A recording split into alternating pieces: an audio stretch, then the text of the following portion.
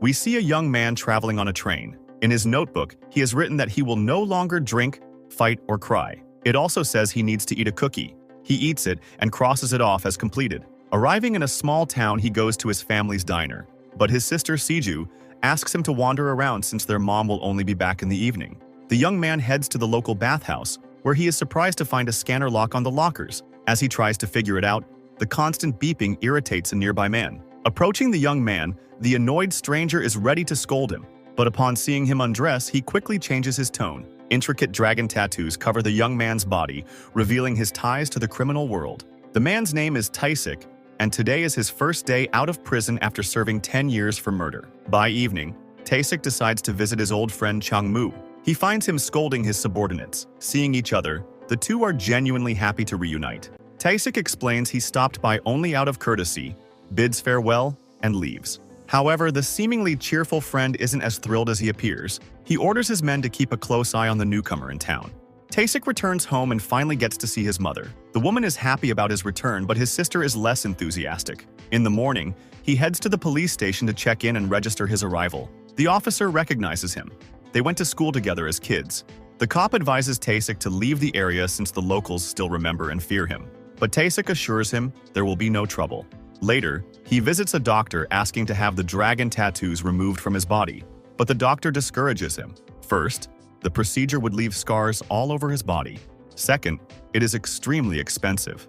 Meanwhile, his mother storms into the office of a local official. She demands that he leave her diner alone and stop sending his thugs her way. Later, Tae-sik sits on the roof of the house, but his sister tries to chase him off, claiming it's her spot where no one else is allowed. When Tae-sik asks her to call him brother, she refuses. Afterwards, Tae-sik gets a job at a local auto repair shop. One day, two cops see him and start reminiscing about the past. It turns out that 10 years ago, Tae-sik controlled the entire town, and no one dared to cross him.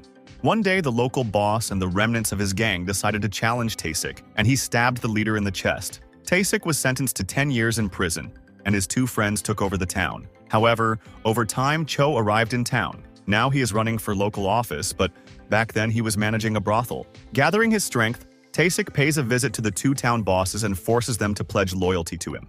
Now that Cho is aiming for the upper echelons of power and controlling the entire town, Tae-sik's unexpected return home takes everyone by surprise. What's even more startling is his unpredictability. He has changed so much that no one knows what to expect from him now. One day, his sister finds him at her school. Tae-sik has decided to enroll in study. His sister's teacher turns out to be his ex-girlfriend. She and Tae-sik take a walk together, during which he apologizes to her. Later, he catches up with his sister, who is admiring a multiplayer console through a shop window. She starts explaining how it can be used to watch movies and listen to music. Having spent years in prison, Tae-sik is unaware of technological progress and thinks she's joking. Suddenly, a young man hits him. The guy has been trying to court his sister for 2 years and doesn't like some stranger getting close to her. Shoving Tae-sik into an alleyway, he beats him up while his cronies restrain the girl. He doesn't know how to get rid of this persistent suitor. The gang members also join in assaulting Tae-sik. However, they immediately stop when his torn clothes reveal his dragon tattoos. Taking advantage of the pause, Tae-sik walks away without throwing a single punch in return. Later, back at home, Tae-sik's sister gives him ointment and bandages so he can treat his injuries. Next, we see Cho hosting a dinner celebrating his successful election to the city council. Gathering his henchmen, he announces that he will give control of the city's largest nightclub to whoever can secure the land owned by the old lady Sunflower. By morning, Chang-moo is already at the old lady's diner with his thugs. They storm in, ignoring Tae-sik quietly having breakfast, and start trashing the place. They have no idea who is sitting at the next table. When Chang-moo himself walks in, after his gang, he spots Tae-sik and is struck speechless when the former boss grabs him by the throat and pins him to the wall. Chang-moo is on the verge of tears. Only the old lady stepping into the room halts the altercation. The thugs quickly flee the diner. Later, Cho is informed about who lives in the old lady's house. He remembers Tae-sik immediately. After all, it was Tae-sik who killed the town's previous boss 10 years ago. Paving the way for Cho's ambitions, the gangster orders his men to keep a close watch on the ex-convict and report every move he makes. Later, we see Tae-sik and his sister sitting on the roof. They gradually reconnect, and their interactions become friendlier. Tae-sik teaches his sister math, while she in turn teaches him English. The next day, Tae-sik gets his first paycheck and buys gifts for his mother and sister. Hee-ju, in her usual manner, accuses him of trying to win everyone over, but later realizes she was wrong and makes peace with her brother. One morning, she snatches Tae-sik's notebook with his personal commandments, laughs at it, but promises to fulfill one of them, taking him on a picnic. The following morning, the whole family goes out into nature. One evening after work, Tae-sik is approached by a limping henchman of the gang leader whose murder landed Tae-sik in prison. The man warns him that his family's land is highly coveted by the local boss and suggests it would be safer if he and his loved ones left town. Their meeting is observed by criminals tasked with watching Tae-sik, and they report this encounter to their superiors. Over tea, Chang-moo and his companion discuss why the limping man would meet with the former crime king. They conclude that Cho must have offered Tae-sik control of the city's largest nightclub, the one they are competing for. This idea enrages the gangsters, and they decide to deal with their former boss once and for all. The next morning, Chang-moo and his crew show up at the diner again. This time, they are far less restrained. Forcing the old woman outside, they proceed to destroy the establishment. Hee-ju runs after her brother, but by the time they return, everyone is gone. The family starts cleaning up the diner. Later, Tae-sik goes to Cho's office and asks to leave their family and their land alone. After Tae-sik leaves, the gangster decides to take action. Since Tae-sik is on parole, he plans to provoke him into breaking the law and get him sent back to prison. The next morning, a jeep pulls up to the repair shop, and the leader of the group starts a conflict that quickly turns into violence. Within minutes, the gang members are kicking both Tae-sik and his boss.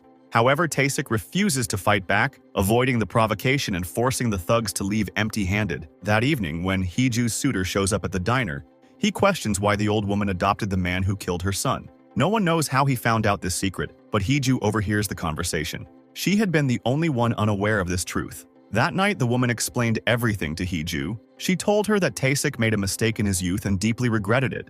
Crying and feeling remorseful, she saw that he wasn't a bad person, visited him in prison, and eventually adopted him. Tae-sik realizes that after everything that has happened, he can no longer stay with the family. However, his sister, who comes to the roof to talk to him, asks him to stay. She tells him that when he killed the town's boss 10 years ago, who was her biological brother and frequently abused their mother, she was relieved that no one would hurt their mom again. She promises to call him her brother from now on and once again asks him to stay. The next morning, Tae-sik's mother goes to Cho's office again. She tells him that she knows everything about what really happened. She knows that 10 years ago, Cho manipulated her son and Tae-sik into a conflict, then deceitfully took over all the surrounding sunflower fields, and now he's targeting her land. She places a copy of her son's journal on the table and threatens to make it public unless the gangster leaves her family alone. Cho's limping henchman overhears the conversation and later tells Tae-sik everything. Then we see the gang members playing ball with the high schooler who's been pursuing Hee-ju,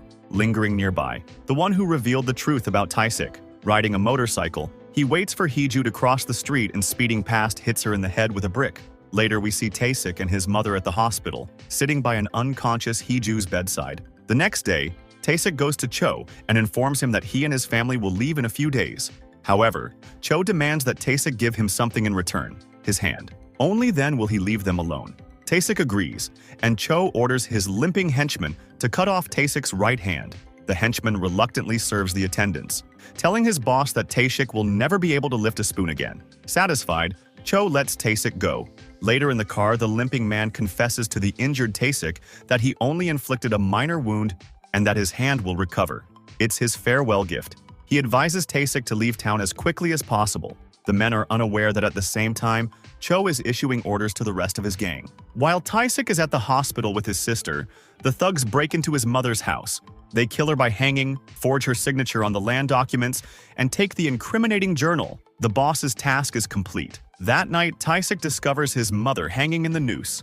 After her funeral, a bulldozer demolishes their diner, flattening it to clear the land for a commercial complex. When his sister regains consciousness, Tae-sik cannot bring himself to tell her about their mother's death. Later that night, alone at home, he breaks all his commandments. He drinks bottle after bottle and cries, remembering his mother. We then see the grand opening of an extravagant building, the future nightclub. Cho appoints both of his henchmen as managers. The banquet begins, but another guest arrives, Tae-sik. He allows only the limping henchman to leave the event unharmed. The gangsters are baffled by their former boss's demeanor, wondering how he can act so confidently with a hand they believe is useless, unable to either fight or defend himself. The first to confront Tae-sik is young thug, who hospitalized his sister before the man can even swing his knife. A barely visible movement from Tae-sik ends with the thug's own blade buried in his side. Tae-sik then sets the exit on fire behind him, cutting off any chance of escape for the gangsters. Cho sends everyone after him. Men armed with bats attack,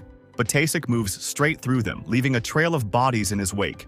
The gangsters in front of Tae-sik grow fewer while the bodies behind him pile up. Suddenly, he faces the thug who hanged his mother. The man manages to land a knife in Tae-sik's side, but even this wound doesn't stop the demon Tae-sik has become. They have awakened the beast within him. Ignoring the knife, Tae-sik fights his way toward Cho with relentless determination. He reaches him and kills him, ending it all.